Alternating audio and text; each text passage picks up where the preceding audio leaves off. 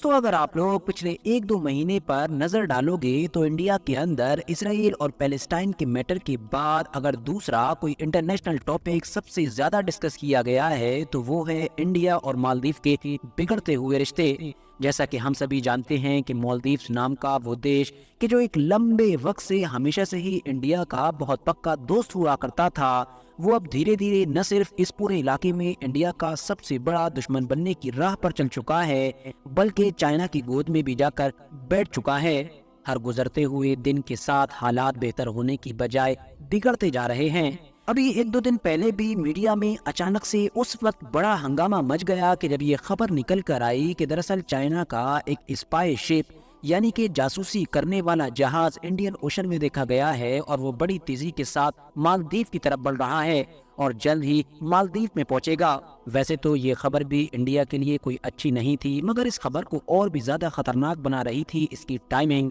क्योंकि सभी जानते हैं कि इंडिया के साथ जहां एक तरफ मालदीव के रिश्ते खराब हो रहे हैं तो वहीं चाइना के साथ उसकी नजदीकियां बढ़ती जा रही हैं। अभी कुछ दिन पहले ही मालदीव के राष्ट्रपति ने चाइना का दौरा भी किया है। वैसे यहाँ पर ये बात भी बता देना जरूरी है कि मोहम्मद मोइज़ू तो अपने देश की राजनीति में उभर कर ही इसी नारे के साथ आए हैं कि वो इंडिया का बायकॉट करेंगे और इंडिया को देश से आउट कर देंगे। यही वजह है कि उन्होंने राष्ट्रपति बनते ही अपने देश की एक बहुत ही पुरानी रिवायत यानी कि पुराने रिवाज को तोड़ा और पहला ही दौरा दिल्ली का करने की बजाय अनकरा का किया। हाँ दोस्तों, तुर्की की राजधानी का। अब इस पूरे मैटर से टर्की का भी क्या लेना देना है और चाइना के अलावा अब टर्की के साथ मिलकर मोहम्मद मोइज़ू क्या प्लान कर रहे हैं और क्या बड़ा खेल करने का इरादा रखते हैं, ये सब कुछ तो हम आगे जानेंगे ही। मगर वापस बात करें चाइना के स्पाई शिप के बारे में तो मालदीव्स की तरफ से भी बयान जारी कर दिया गया है जिसमें कहा गया है कि चाइना का ये शिप मालदीव में आकर रुकेगा जरूर, लेकिन यहाँ पर वो कोई अपना ऑपरेशन वगैरह नहीं करेगा, मतलब कि जासूसी या इस तरह का कोई दूसरा काम नहीं करेगा, बल्कि वो तो सिर्फ एक पोर्ट कॉल है जो चाइना की तरफ से दी गई थी और हमने उस पर हामी भर दी है। यानी आसान शब्दों में कहूँ तो वो ये कहना चाहते हैं कि चाइना के इस जहाज की एक लंबी जर्नी है, एक लंबा सफर है, तो वो बीच में हमारे पोर्ट पर भी रुकना चाहते हैं तो हमने उसकी इजाजत दे दी है। एक लिमिटेड पीरियड के लिए यानी कि एक खास मुद्दत के लिए रुकेगा और फिर वो आगे बढ़ जाएगा। मगर जाहिर है जिस वक्त पर ये सब कुछ हो रहा है उसने न सिर्फ स्पेशली इंडिया के बल्कि दुनिया के बाकी ताकतवर और असरदार देशों के कानों को भी खड़ा कर दिया है। इसीलिए अब इंडिया की तरफ से भी बयान आ गया है जिसमें उन्होंने कहा है कि हमारी नौसेना लगातार इस जहाज के ऊपर नजर बनाकर रखेगी। पर्टिकुलरली बात करें अगर मालदीव के राष्ट्रपति के चाइनीज दौरे के बारे में तो ये दौरा कोई छोटा मोटा नहीं बल्कि कई दिन का था, यानी एक बड़ा दौरा था। और शुरुआत में तो इस तरह की खबरें भी आ रही थीं कि चाइना इस देश को हल्के में ले रहा था और कुछ खास तवज्जो भी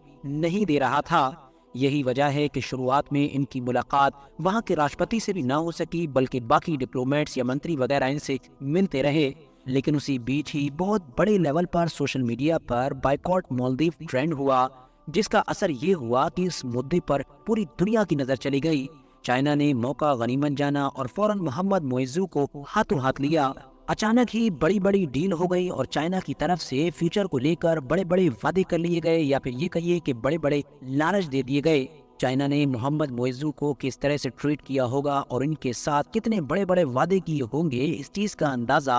मोहम्मद मोइज़ू के उन्हीं तेवर और उन्हीं अल्फाजों से लगाया जा सकता है कि जो चाइनीज दौरे के बाद नजर आए। वापसी पर उन्होंने सबसे पहले तो इंडिया की तरफ इशारा करते हुए ये बयान दिया कि हमारा देश साइज में छोटा हो सकता है, मगर इसका मतलब ये नहीं कि कोई भी हमको बुली कर सकता है। इतना ही नहीं, कुछ वक्त के बाद ये खबर भी आ गई थी कि एक बार फिर से मालदीव के राष्ट्रपति की तरफ से इंडिया को कहा गया है कि उसकी जो भी फौज मालदीव के अंदर मौजूद है वो उनको फौरन वापस बुला ले। हैरानी की बात तो ये थी कि इस बार मोहम्मद मोइज़ू की तरफ से इंडिया के लिए एक डेडलाइन भी जारी कर दी गई थी, यानी साफ अल्फाजों में कहा गया कि इंडिया अपने तमाम फौजियों को 15 मार्च से पहले वापस बुला ले। यकीनी तौर पर ये इंडिया के लिए एक बड़ी बात थी। अब यहाँ पर गौर करने वाली बात ये भी है कि मालदीव कोई एक ऐसा देश नहीं है कि जो एक प्लेन मैदान पर बसा हुआ है, बल्कि ये तो बहुत सारे आइलैंड से मिलकर बनता है। तो इसीलिए इसकी जरूरतें भी बहुत सारी हैं और अलग अलग तरह की जरूरतें हैं।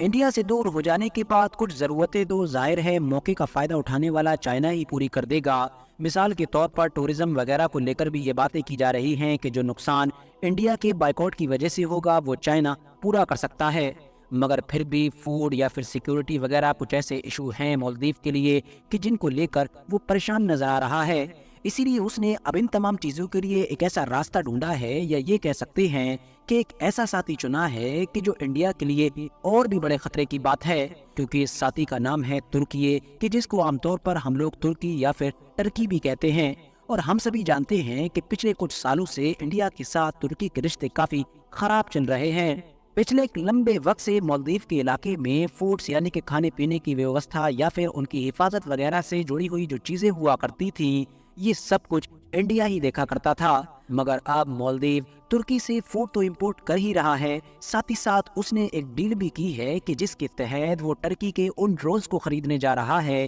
कि जो दुनिया में काफी मशहूर हैं। रिपोर्ट्स की माने तो लगभग 37 यानी कि 37 मिलियन डॉलर्स के करीब की ये डील है कि जिसके बदले में मालदीव्स को टर्की अपने मशहूर ड्रोन्स देगा। मालदीव की तरफ से कहा गया है कि इन खतरनाक और ताकतवर ड्रोन्स की मदद से वो अपने एक्सक्लूसिव इकोनॉमिक जोन की हिफाजत करेगा। अब यहाँ पर ध्यान देने वाली बात यह है कि मालदीव ये हिफाजत करेगा किससे, क्योंकि चाइना की तो ऑलरेडी वो पाले में जा चुका है, बचे सिर्फ और सिर्फ श्रीलंका और इंडिया। तो जाहिर है इन ड्रोन्स के जरिए से भी वो इंडिया पर ही निशाना साध रहा है। फिलहाल दोस्तों, आज की अपनी इस वीडियो को खत्म करने से पहले मैं आप लोगों से ये रिक्वेस्ट भी जरूर करना चाहूँगा कि आप लोग